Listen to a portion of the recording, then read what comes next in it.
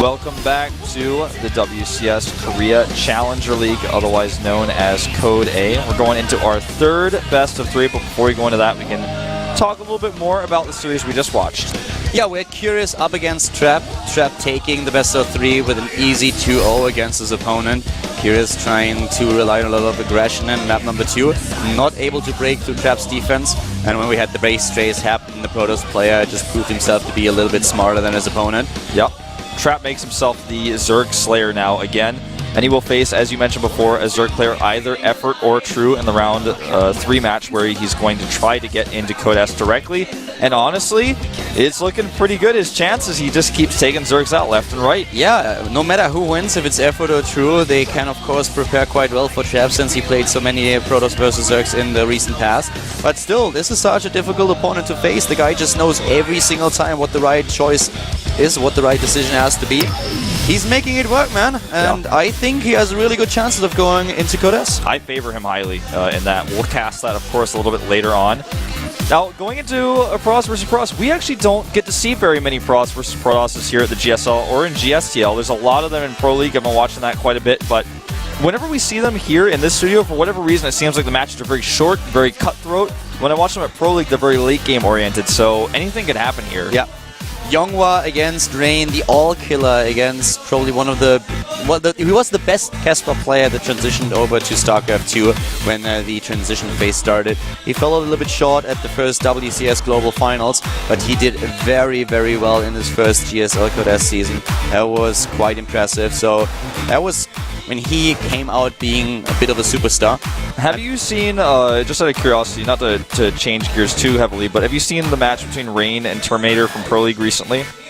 I don't think I have, no. It was a really crazy Protoss versus Protoss where Rain was behind in the game. He ended up losing it in the end, but he changed his composition and he played very great harassment with Warpin Pylons against Terminator and was able to almost come back and win it.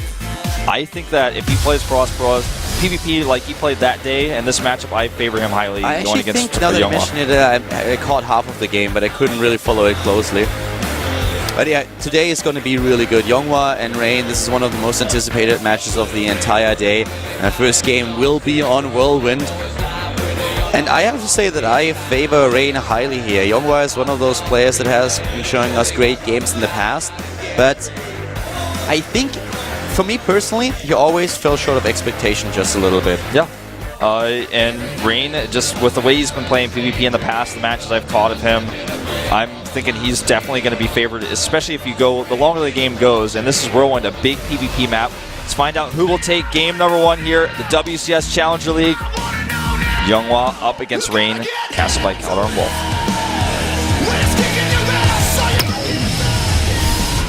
Starting to the top left of Whirlwind, we have the LGIM Protoss player, the all-killer. It is LGIM Yonghwa. He became really famous because he all-killed twice in the GSTL. It was very impressive. That was in 2012 when it was even harder to get an all-kill in this season. But quite often in the individual league, he falls a little bit short of expectations.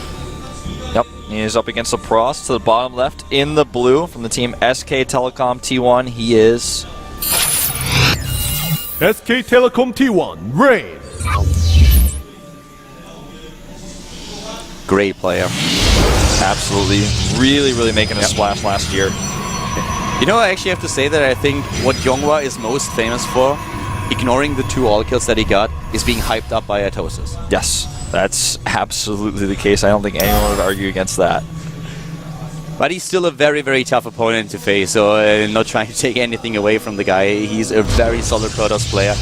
Rain definitely a bit more known and has more exposure in general with the performance that we saw when he transitioned over to StarCraft 2. His former ID was by Sun. Yes. Which is kind of funny because it reminds me of the big fat animal, the bison. Yeah, at the beginning we didn't really know if he will call himself Bison, right? I remember that. That was right at the beginning. It was back in August 2012 when we had the first qualifier, the WCS qualifier back then in Korea. That was when all those players suddenly emerged. Yeah, just reminded me of M. Bison from Street Fighter a little bit. We have 2 and 2 in the gases here of Younghwa, and Rain is going to be able to scout this if he looks very carefully with his eyes here. It's a little bit harder to see that, but now we can see that the third one has been added. No scout whatsoever for Younghwa. He's playing blind here. Yeah. This also means that he has a few more resources than his opponent, and especially in the mirror matchup and PvP, on top of all of that, is one of those scenarios where even a second or two can change the entire game, always depending on what kind of strategy you choose. But if you are trying to hit very clutch timings, having a few more resources, even just one additional probe, can help you a lot. Yeah. Mothership Core comes out for Younghwa with some of those extra resources he has at his disposal. So this is going to be a very safe way for him to do a lot of things. Probably not going to be scouting with that, although he does send it across to the right. You know, scouting with this this late in the game on a map this big is just not a good idea, because you're probably going to get that picked off by stalkers if there's multiple stalkers on the map, but he's still going to go for it. He doesn't know which direction Rain's probe came from. At the same time, we have Younghwa taking his expansion first, just a tiny little bit ahead of Rain, and he's now trying to find out where exactly the SKT1 Protoss player spawned on the map. The Mothership Core going to the top right, and Stalker and Probe are very active on the map here. Looks like first shot goes to Rain, so Younghwa not able to stick around here. He doesn't see the Nexus either. This is really, really important that he doesn't know that. And he's going to have to play defensively a little bit as a result. Robotics is already on the way. Yeah, Robo against Stargate. The question is, what type of Stargate is this going to be? Because there's so many different ways he can use this. Exactly. You can always start with the Oracle here. Can try to be very aggressive, try to take down your opponent's mineral line. Of course, Void Rays, for example, are so great against Stalkers these days with the overcharge, with the prismatic alignment. So you can do quite a bit with them. And even Phoenixes are quite popular in PvP. Usually not off of an expand like this, but would not surprise me if we saw a few Phoenixes coming out to get some scouting information and also do some probe harassment. Especially in Rings of Liberty, we've seen a lot of Phoenix openings in Protoss versus Protoss. Was one of the builds that Creator was very famous for playing, so a very strong opening. And you can already see that Rain is playing this quite defensive. We have him with a double sentry at the ramp, so there's the Phoenix play. This is very Wings of Liberty as what we have here. Yeah. It reminds me, it's basically exactly the build that Creator played. Yeah, it's basically Wings of Liberty plus Mothership Core plus Nexus. Just a delayed Phoenix play coming out. They both hallucinate Scout here, and the hallucination Scout for Rain is going to arrive first. He sees everything. PvP is just like this now. It's impossible to hide what you're doing in the mid-game because there's too much hallucination scouts coming in. You can't stop it. Exactly. The change from Wings of Liberty to Heart of the Swarm was that you don't need the extra upgrade anymore to use a hallucination. The sentries can now use it right away, so scouting is so much easier for Protoss. Younghwa sees Rain's Phoenix is real now and sees the Stargate as well, so he's probably going to go into Charge Zealot here. He starts the Twilight Council. He could go Blink, but since the Phoenix count is still going to be pretty low, it's not absolutely necessary for him to do that. Exactly.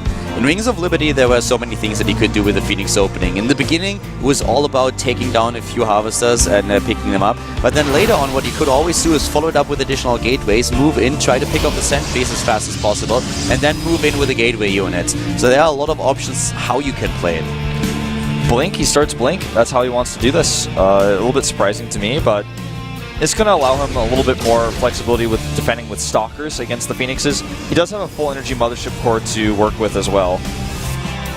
Here comes the Void Ray, and we also have a Robotics being built.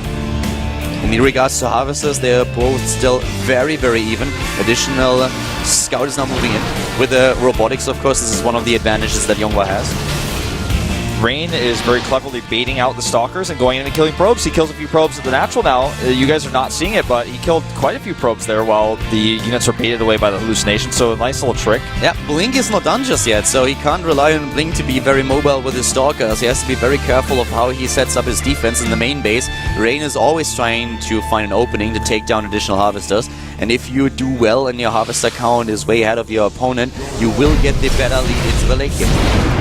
Forces a Photon Overcharge here with the Mothership Core to save the Mothership Core. He does not hide his Void Rays, Rain that is. He shows them right to the Observer, and since the Robotics is so late for Rain, he couldn't kill the Observer. I don't think he knows it's there because he's not even making one. He starts an Immortal instead, so he's showing everything to Younghwa right now. I'm pretty sure that he has no idea that there is an Observer in his main base. He would have done something about it a bit earlier. As he said, another Observer for him to scout that would have been probably the first thing to do here. Yonghwa is now with the Twilight Council that he already has heading into the Templar Archive, which will give him access, of course, to Archons. This is a bit weird what Younghwa is doing. He knows there's Immortals. He's already seen it. He also knows there's Void Rays, which are great against Stalkers now. So him committing to an attack over here is a little bit strange. Blood Support goes down meanwhile, but over on the other side of the map, even with Blink, it's hard to engage against this Void Ray composition with Immortals. I think this is a terrible idea. Void Ray is just so awesome with the prismatic alignment against Stalkers, and this is exactly what Rain uses to keep Younghwa at bay here. Great force fields too, was waiting until the blink was already used, wasn't cooldown, and then the force fields go down. Yeah, and he didn't even have to use the prismatic alignment until the last second. He was like, if you commit and blink in, then I'll use it, but otherwise I have my Immortals, I have my force fields, and I'm just going to wait. Nice catch here on the Phoenixes though by Younghwa. Good blink forward, that's exactly what he does, but gets only one. Yeah, I think he could have actually gotten that second one. I was a little bit hesitant there. He's not too worried about only 2 Phoenixes at this point. Yeah, they can pick off a probe maybe, but not much else, and he will... Oh! Just doesn't get the second blink in. It's still in cooldown. And he takes down one of the pylons, but yeah, that's definitely a bit of an issue here.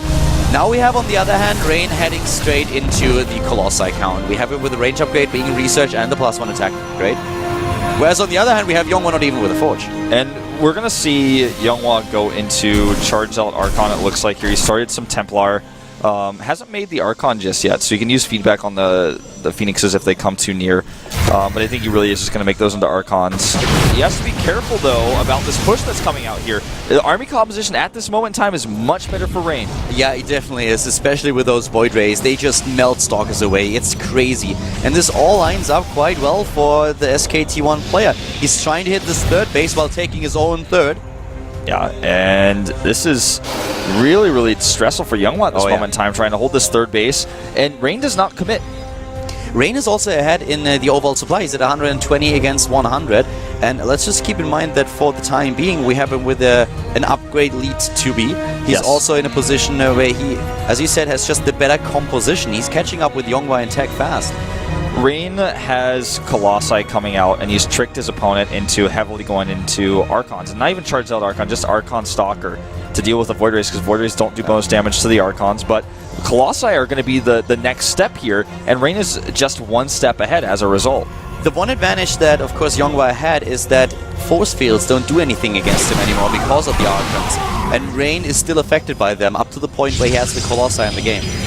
This is really cool. He's hiding Stargates. He's going to switch into his own surprise Void Rays here because he expects the Colossus transition. He's already seen it now with his Observer. And he started this right after he saw the Colossi with his Observer. So now he can just go into double Void Ray production here, even use Chrono Boost on those and hide them. He's only going to show them at the last second. Okay, seriously, that is super, super sexy. I like that. Taking the gamble at right side of the map, double hidden proxy. I love it. And he's going to start it pretty soon. He's got the... he has a Phoenix on the way.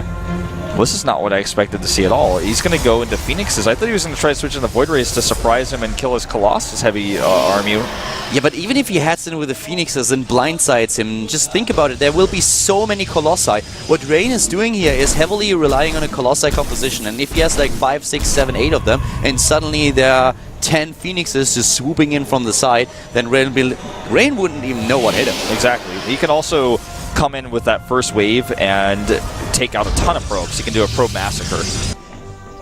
I really like that Rain is scouting heavily here. He's also dropping a bunch of forward pylons to be aggressive. This is, of course, going to be killed by Younghwa, but it also baits the units out.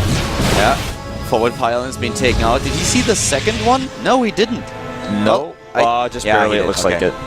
Look at those Phoenixes. Oh my god, this is such a beautiful trap. All those Colossi, they have no idea. They are completely oblivious. Yeah, right now, talking about anti-air, we have, for Rain, 1 Stalker, 1 Archon, and 1 Phoenix. And he has 2 Sentries, I guess, yeah, and he has 3 Void Rays, but that's not going to be good against Phoenixes.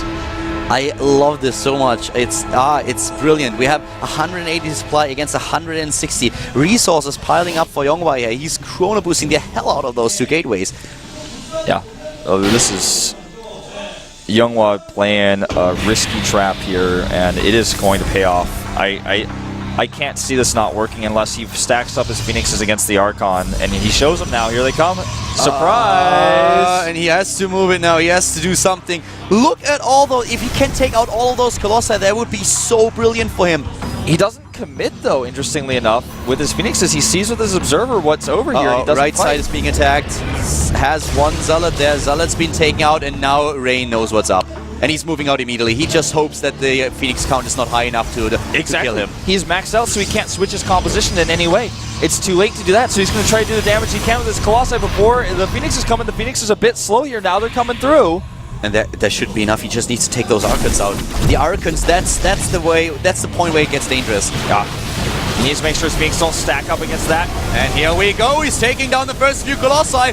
One of them immediately being focused here. One down, the second one being attacked, but they die very slowly. Yeah, Rain is still massively ahead in supply. Once the Archons fade, though, that's going to be the problem where he doesn't have anti-air anymore. The ground army is melting away for Yonghwa. A cute idea here, but it doesn't really look like it's going to do too much. Yeah, Rain the Warframe has of Stalkers is too much. GG. That was a bit really strange. It was a very, very cute idea, but then he showed the Phoenixes he didn't have as many as he was hoping for. He had to move in with the ground army. Those Phoenixes just didn't kill the Colossi fast enough. If he attacked the Colossi right when he first showed his Phoenixes, he could have killed several of them before the fight. Because at that time he couldn't warp in Stalkers because he didn't have the supply available. He didn't have 4 warp-ins. But the way he attacked was as the Colossi were dying and as part of Rain's army started to die, he just remaxed with Stalkers and killed the Phoenixes. So that was no problem for him. It was a cool idea. I would have actually preferred to see double Void Ray production out of those Stargates. Because then he can kill the Colossi with units that are designed to kill Colossi. There's still no real anti-air there. They're very slow, but I think with the Void Rays in hindsight, he would have been in a better position. They're also more expensive, so...